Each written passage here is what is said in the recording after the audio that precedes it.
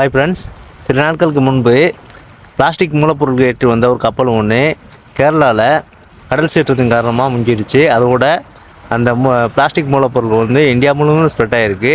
குறிப்பாக நம்ம ராமேஸ்வரம் பகுதியில், தனுஷ்கோடி, பாம்பன் இந்த மாதிரி பகுதியில் கரைப்பகுதியில் கரை வாங்கியிருக்கு.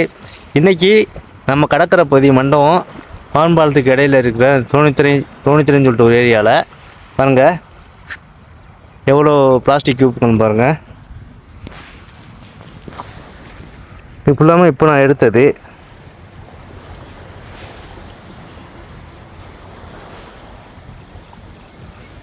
நம்ம பகுதியிலையும் வந்து கரை வாங்கியிருக்கு. அதிகமாக இல்லாட்டாலுமே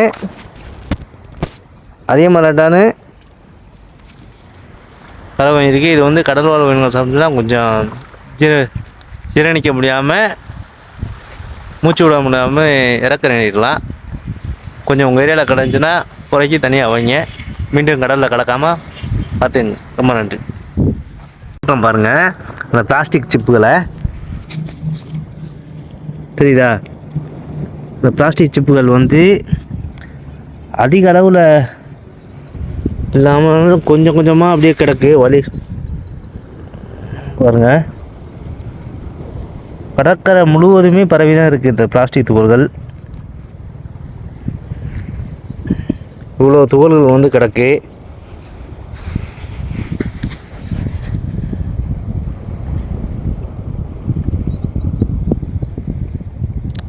ஒரு படகு முங்கினதில்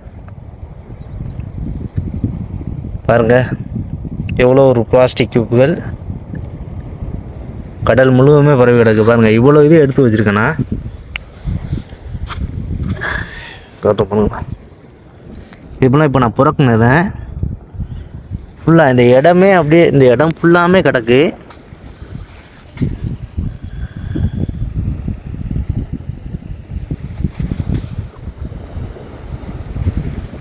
இந்த இடம் ஃபுல்லாமே கிடக்கு.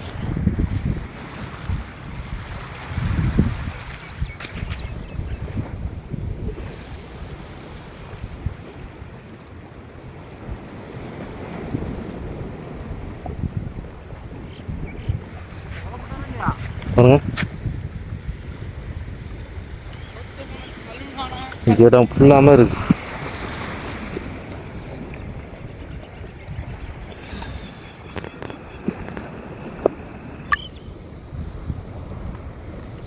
கடற்கரை மணலில் பாருங்கள் எவ்வளோ கிடக்குன்னு.